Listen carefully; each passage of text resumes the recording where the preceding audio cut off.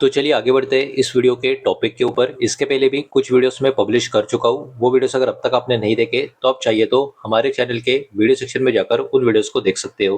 तो देखिए मार्केट में एक बहुत ही बड़ी रिपोर्ट यहाँ पर निकल कर आ रही है और इस रिपोर्ट का इंपॉर्टेंस बहुत ज्यादा है, बिकॉज ये वाला जो अनाउंसमेंट है ये गवर्नमेंट की तरफ से यहाँ पर हमको देखने को मिल रहा है।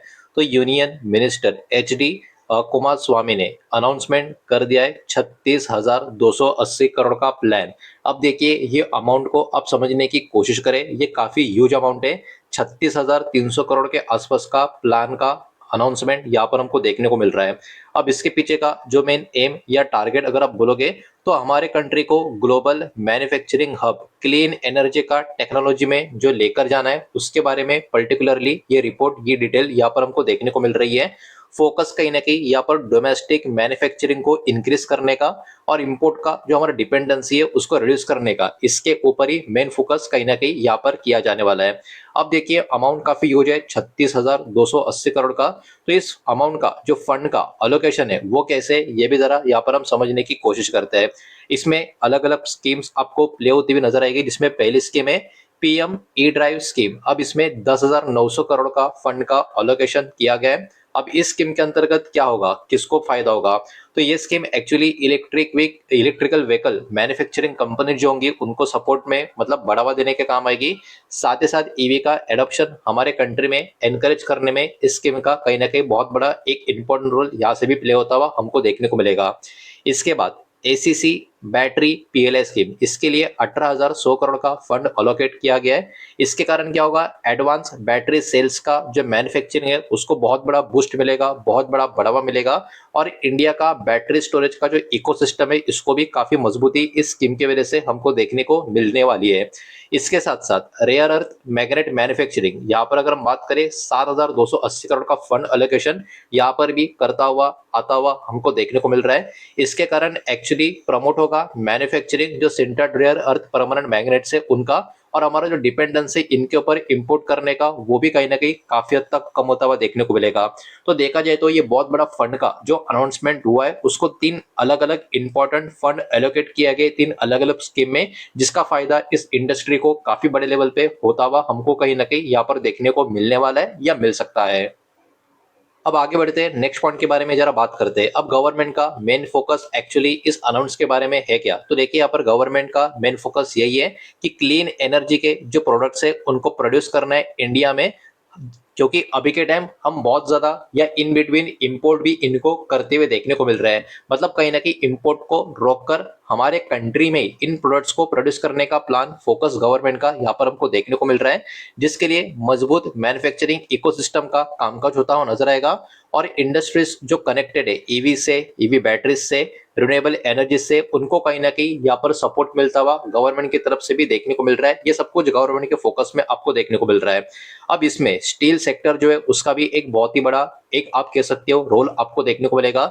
स्टील सेक्टर का भी एक इंपॉर्टेंस यहाँ पर आपको नजर आएगा। वो कैसे, तो देखिए स्टील जरूरी है सोलर पावर का प्रोजेक्ट के लिए, वेन टर्बाइन्स के लिए, पावर ट्रांसमिशन का जो इंफ्रा का काम हो रहा है हमारे कंट्री में उसके लिए। तो सरकार का एम यहाँ पर यह भी है कि इंडिया का जो स्टील का प्रोडक्शन का कैपेसिटी है उसको भी इंक्रीज करना है 300 मिलियन टन के हिसाब से 2030 का ईयर तक। तो देखा जाए तो स्टील सेक्टर भी इसके कारण मार्केट के फोकस में कहीं ना कहीं काफी बड़े लेवल पे यहाँ पर बना रह सकता है।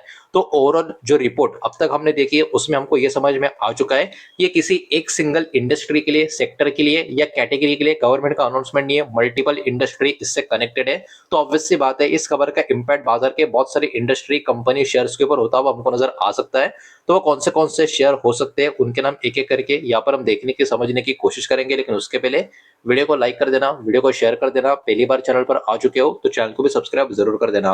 और जो भी कंपनी के नाम, स्टॉक के नाम अभी हम देखने वाले हैं, ये किसी भी तरीके का बाय सेल का रिकमेंडेशन नहीं है, इन्वेस्टमेंट का एडवाइस नहीं है, इस बात को भी यहाँ पर आप ध्यान में रखें। तो यहाँ पर हम डायरेक्ट बेनिफिशियरी कंपनी को सबसे पहले देखेंगे और सबसे पहले जो कैटेगरी हम चेक करेंगे वो होगी दोस्तों ईवी एंड ऑटो, मतलब electric vehicle and auto category. इसमें कहीं ना कहीं टाटा मोटर्स, एमएनएम, Ola electric mobility, TVS motor, Bajaj auto और अशोक लेलैंड, ये कहीं ना कहीं कंपनियां मार्केट की फोकस में इस रिपोर्ट की वजह से बनी रह सकती है। उसके बाद battery and energy storage category की अगर हम बात करें तो Exide industry, Amar Raja energy and mobility, ये वाली कंपनियां भी मार्केट की नजर में फोकस में इस खबर के वजह से कहीं ना कहीं बनी रह सकती है। इसके बाद रेयर अर्थ और क्रिटिकल मटेरियल्स की अगर हम बात करें तो इसमें आईआरएल इंडिया, ये एक्चुअली अभी भी लिस्टेड कंपनी नहीं है, ये बात ध्यान में रखना। मोइल लिमिटेड इनडायरेक्ट बेनिफिशियरी के रूप में कहीं ना कहीं मार्केट की फोकस में बनी रह सकती है। उसके बाद स्टील कंपनी के ऊपर भी, क्योंकि मार्केट का फोकस यहाँ पर बढ़ने वाला है, इसके कारण ये वाला इंडस्ट्री भी फोकस में बना रहेगा, जिसमें JSW steel, Tata steel, SAIL, Jindal steel and power, ये वाली कंपनियां भी बाजार के फोकस में बनी रह सकती है। इसके बाद power equipment and industrial manufacturing category की अगर हम बात करें तो इसमें भेल, ABB India, Siemens India, CG power industrial solution, Bharat Forge, ये वाली कंपनियां मार्केट के फोकस में, मार्केट का नजर में रह सकते हैं। और आखिर में इलेक्ट्रिकल एंड पावर इंफ्रा की कैटेगरी की अगर हम बात करें तो इसमें केएसी इंटरनेशनल, कल्पतरु प्रोजेक्ट इंटरनेशनल और हिताची एनर्जी इंडिया, ये तीन कंपनियां इस कैटेगरी से कहीं ना कहीं बाजार की फोकस में इस रिपोर्ट की वजह से बनी रह सकती है। तो देखिए कहीं ना कहीं ओवरऑल रिपोर्ट काफी प्रॉमिसिंग है, रिपोर्ट काफी मजबूत है, काफी पॉजिटिव, यहाँ से लंबी दूरी के लिए भी हमको देखने को मिल रही है। तो बहुत सारे कंपनियां इस खबर से कनेक्टेड जो नजर आ रही है उनके नाम यहाँ पर हमने देख लिया है। लेकिन फिर भी मार्केट इसके साथ साथ बहुत सारी चीजों को यहाँ पर ट्रैक करने की पूरी कोशिश करेगा, जैसे कि गवर्नमेंट का जो फंड है, जो टाइमलाइन से उस टाइमलाइन में रिलीज हो रहा है या नहीं हो रहा है, इसके ऊपर भी मार्केट का फोकस बना रहेगा। साथ ही साथ इन कंपनियों का जो इसमें प्ले करेगी, इसमें नया मैन्युफैक्चरिंग का कैपेसिटी का एक्सपेंशन के ऊपर क्या अपडेट है, इसके ऊपर भी बाजार का फोकस बना रहेगा। रॉ मटेरियल कितना अवेलेबल है, ये अभी के टाइम का बहुत बड़ा चैलेंज इंडस्ट्री में हमको देखने को मिल रहा है, तो इसके ऊपर भी ध्यान रहेगा। क्रिटिकल मिनरल का सप्लाई चेन किस तरीके से काम कर रहा है, इस पर भी मार्केट का ध्यान देने वाला है, रहने वाला है। और साथ ही साथ कैपेक्स यानी कंपनी का जो कैपिटल एक्सपेंडिचर का प्लान है, अनाउंसमेंट है, वो क्या क्या निकल कर आते हैं, इसके ऊपर भी ध्यान होगा। कंपनी के कर्जे का लेवल और प्रॉफिट मार्जिन का ट्रेंड कैसा है, इसके ऊपर ध्यान होगा। और कमर्शियल प्रोडक्शन का प्रोग्रेस कंपनियों का कैसा नजर आ रहा है, इसके ऊपर भी मार्केट की नजर बने रहेगी। बहुत सारे अलग अलग चैलेंजेस भी इस कंपनी के सामने बने रहेंगे, जैसे कि यहाँ पर बहुत ही हाई इन्वेस्टमेंट का रिक्वायरमेंट रहेगा नए फैक्ट्रीज के लिए, तो कंपनियां इस अमाउंट को किस तरीके से मैनेज करती है ये देखने वाली बात होगी। मतलब कंपनी लोन उठाती है या खुद का रिजर्व में से पैसा यूज करती है, ये देखने वाला बात होगा। साथ ही साथ डिपेंडेंस, जो क्रिटिकल मिनरल्स हम इंपोर्ट करते हैं उसके ऊपर का डिपेंडेंस हमको कम करना है, तो इसके लिए क्या क्या स्टेप लिए जाएंगे, ये भी बहुत बड़ा चैलेंज यहाँ पर देखने को मिलेगा। रॉ मटेरियल्स का प्राइस का फ्लक्चुएशन आपको तो पता ही है, पिछले कुछ समय से बहुत ज्यादा हमको देखने को मिला है, बिकॉज जो भी जियोपॉलिटिकल टेंशन भी चल रहे हैं वो इसके पीछे का एक बहुत बड़ा रीजन माना जा रहा है। साथ ही साथ नया टेक्नोलॉजी का एग्जीक्यूशन का खतरा भी यहाँ पर बना हुआ है। और प्रॉफिटेबिलिटी कहीं ना कहीं आने वाले समय की अगर हम बात करें, ओवरऑल थोड़ा टाइम ले सकती है यहाँ से और भी इंप्रूव करने के लिए। तो ऐसे मल्टीपल फैक्टर्स होंगे, चैलेंज होंगे, जो मार्केट के सामने यहाँ पर इन सारे कंपनियों के लिए, इंडस्ट्री के लिए बने रहेंगे।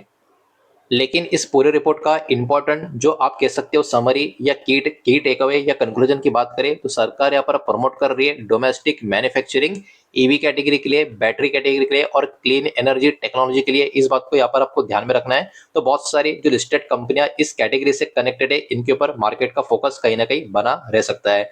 यही सारा डेटा इस वीडियो के माध्यम से आपके सामने प्रेजेंट करना था। जो भी डेटा मैंने आपके सामने प्रेजेंट किया है सब कुछ एजुकेशनल, इन्फॉर्मेशनल, न्यूज पर्पस के हिसाब से ही है। किसी भी तरीके का इन्वेस्टमेंट का एडवाइस या स्टॉक का रिकमेंडेशन मैं आपको दे रहा नहीं हूँ, ना ही मैंने आपको दिया है। इस बात को भी यहाँ पर आप ध्यान में रखें। उम्मीद करता हूँ वीडियो समझ आया होगा, पसंद आया होगा तो वीडियो को लाइक करें, दोस्तों से शेयर करें। पहली बार चैनल पर आ चुके हो तो सब्सक्राइब भी कर देना।